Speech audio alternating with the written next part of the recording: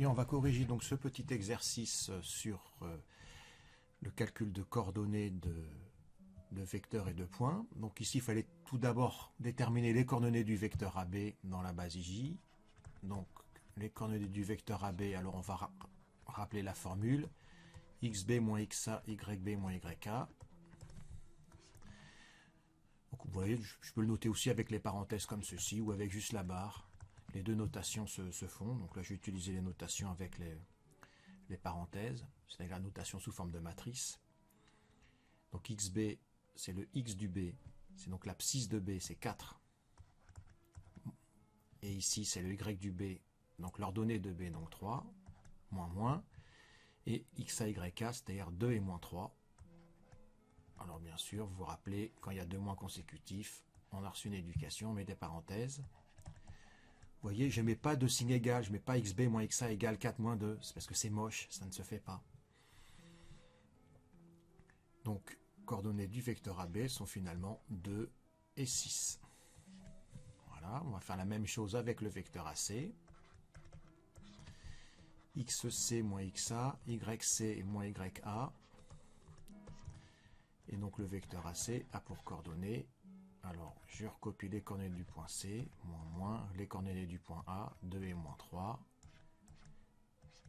Et donc finalement les coordonnées du vecteur AC sont moins 3 et 5. Voilà, donc je rappelle ici que par exemple les coordonnées du point C ont été recopiées ici. Voilà, elles sont là, les coordonnées du point C. Et ici, j'ai recopié les coordonnées du point A, c'est-à-dire ceux-là que j'ai retrouvés ici, pour ceux qui auraient du mal à se repérer. Et après, on fait les calculs. Hein. Moins 1, moins 2, ça donne moins 3. 2 moins moins 3, donc 2 plus 3 donne 5. Et enfin, les coordonnées du vecteur BC. Donc XC moins XB, YC moins YB, je calcule les coordonnées du vecteur BC, donc je recopie les coordonnées du point C ici, je retire ceux de B, 4 et 3. Donc le vecteur BC a finalement pour coordonnées moins 5, moins 1, alors tout ça dans la base IJ.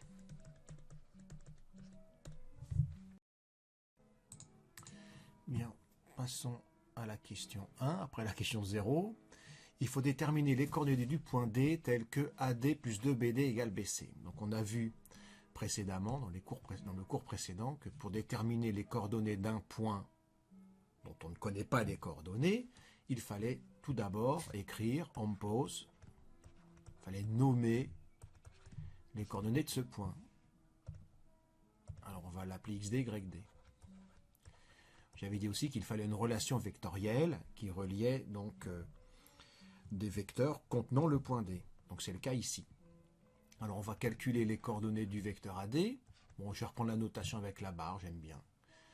Donc XD, YD, moins, alors les coordonnées du point A, c'était 2 et moins 3.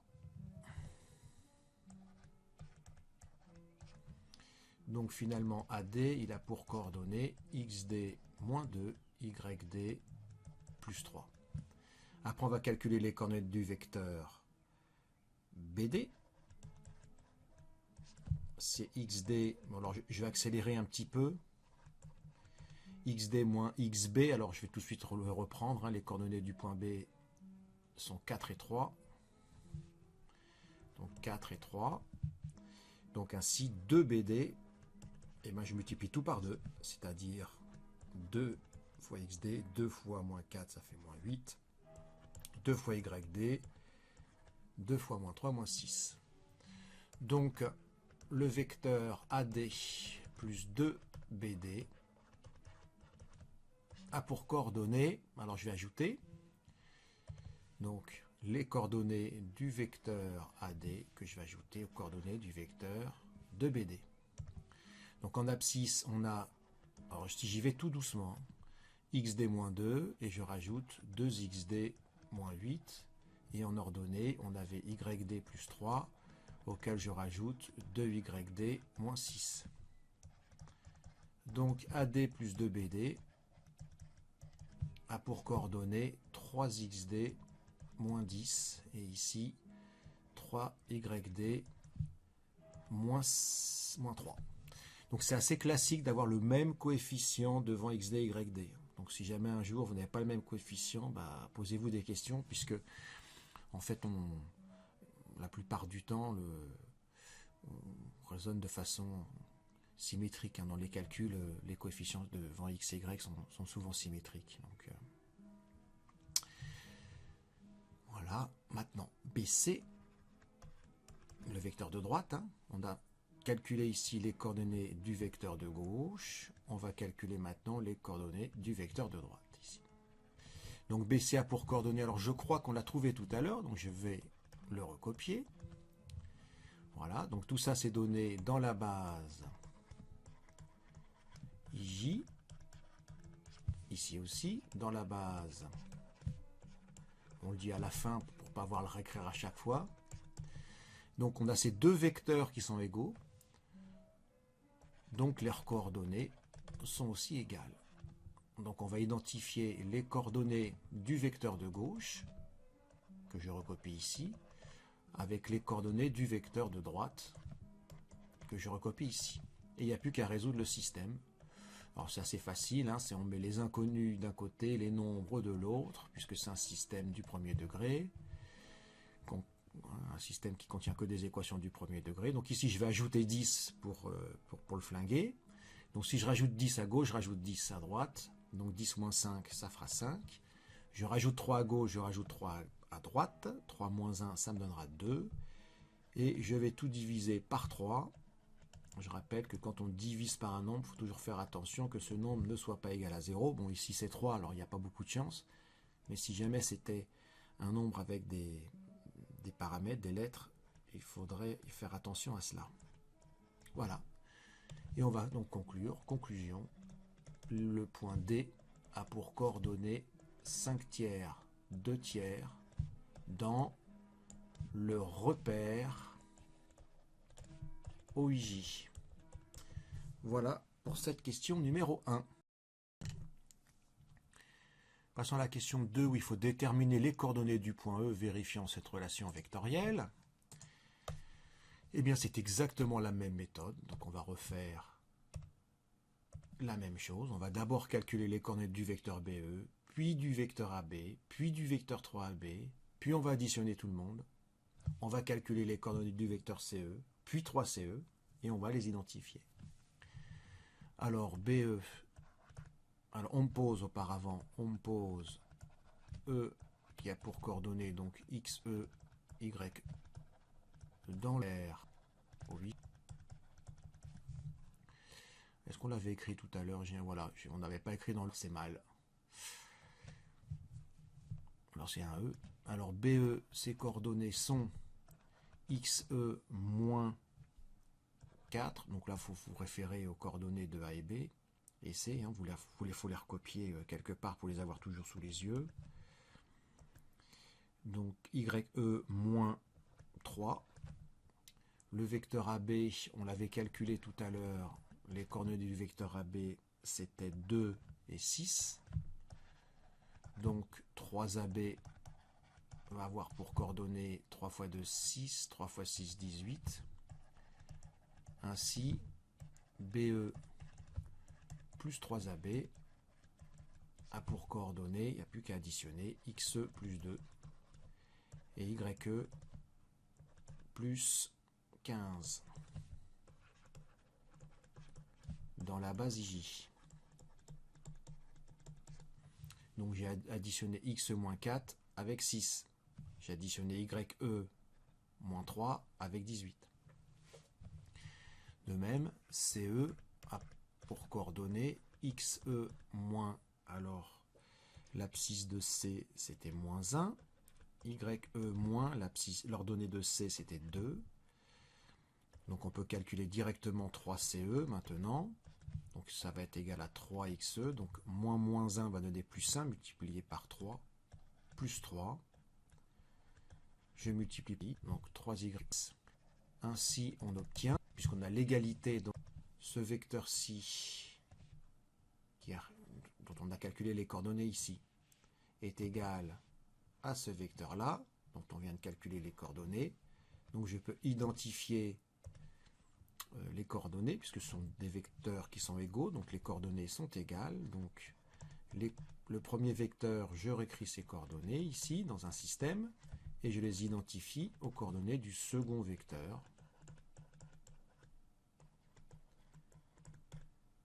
Et il n'y a plus qu'à résoudre ce système d'équations du premier degré. Donc je vais mettre toutes les inconnues d'un côté. Traditionnellement, on les met à gauche. Donc je vais me débarrasser de ce 3xe. Donc je vais retirer 3xe à droite. Donc je retire 3xe à gauche. Donc je retire 3xe à gauche. Donc à droite, je n'ai plus que 3. De même ici, je vais retirer 3ye à droite. Donc il ne me restera que moins 6. Donc si j'ai retiré 3ye à droite, il faut que je retire 3ye à gauche. Et donc ici, je vais avoir moins 2xe. Alors le plus 2 qui est ici, je vais retirer 2 à gauche. Et donc je vais retirer 2 à droite. Là, on va avoir moins 2ye. Et donc le plus 15 pour s'en débarrasser, on retire 15 à gauche. Donc je n'écris plus 15. Et je retire 15.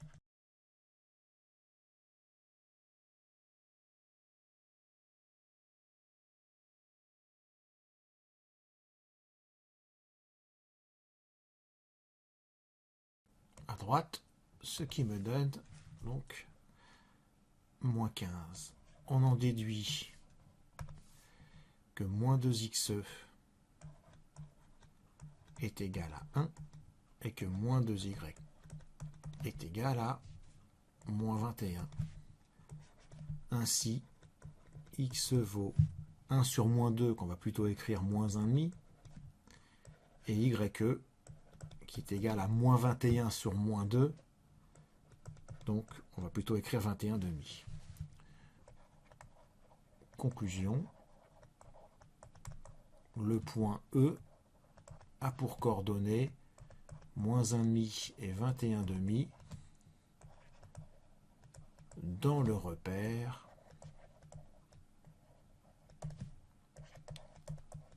OI. Voilà pour cette question 2. Et enfin, dans la dernière question, on va déterminer les coordonnées du point F, vérifier encore une relation vectorielle. C'est toujours la même méthode. On a une relation vectorielle. Donc, le point dont on cherche les coordonnées, on va lui donner un nom à ces coordonnées. Donc, soit f de coordonnées xf, yf dans le repère OJ. Alors on va calculer les coordonnées du vecteur AF. Donc c'est xf, yf, moins, les coordonnées du point A sont 2 et moins 3. Donc je vais marquer plus 3. On en déduit tout de suite 1 demi de AF. Donc 1 demi de xf moins 1. 1 demi de yf plus 3 demi. De même, on va calculer les coordonnées du vecteur BF.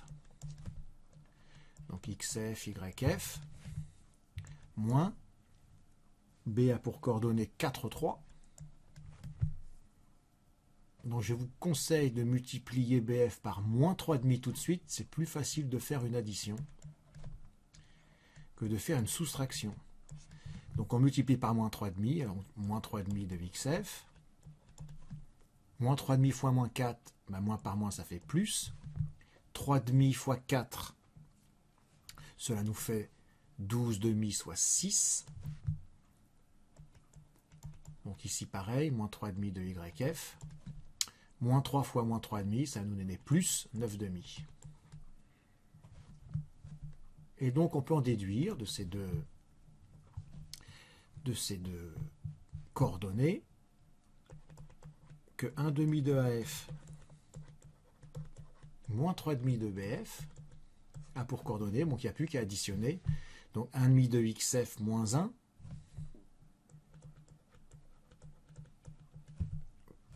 plus moins 3,5 de xf plus 6, donc moins 3,5 de xf plus 6.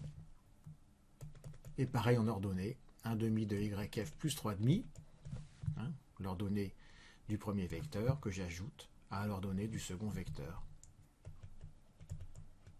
Moins 3,5 de yf plus 9,5. Donc finalement, notre vecteur 1,5 de AF moins 3,5 de BF a pour coordonnées. Alors 1,5 moins 3,5, ça fait moins 2,5, donc moins 1. Moins 1 plus 6 nous donne 5. Pareil ici, on va avoir moins YF. Et 3,5 plus 9,5, 12,5, donc 6. Or, le vecteur AC a pour coordonnées, alors on l'a calculé tout à l'heure, c'était moins 3, 5. Donc, par identification, les coordonnées du vecteur de gauche sont les mêmes que les coordonnées du vecteur de droite, puisqu'ils sont égaux. Bon, alors à résoudre, c'est assez facile. Donc ici, on va retirer 5 à gauche et on retire 5 à droite. Donc moins 3, moins 5, moins 8. On retire 6 à gauche, donc on retire 6 à droite. 5 moins 6, moins 1. Alors souvent, c'est dans des cas simples comme ça que parfois les élèves sont bloqués. Moins xf vaut moins 8. Bah, pour avoir xf, bah, il suffit de prendre, puisque là c'est l'opposé de xf, donc là il suffit de prendre l'opposé de ce nombre. Donc l'opposé de moins 8 c'est 8, et l'opposé de moins 1 c'est 1. Donc en conclusion, f il a pour coordonnées 8, 1 de repère OI. Voilà, et pour la correction de cet exercice, je vais vous envoyer par mail donc d'autres exercices sur les coordonnées de points. Bon, alors je vous l'écris quand même. Voilà, l'exercice à faire. Donc là, c'est pour vous entraîner. Vous aurez la correction par écrit demain. Donc entraînez-vous. Vous devriez réussir. Normalement, c'est exactement le même type d'exercice que précédemment. Où il est peut-être un petit peu plus difficile, mais pas grand-chose pas beaucoup plus. Alors, pour mémoire, le vecteur nul a pour coordonnées 0, 0. Donc c'est facile d'avoir ces coordonnées. C'est 0, 0. Voilà, je vous souhaite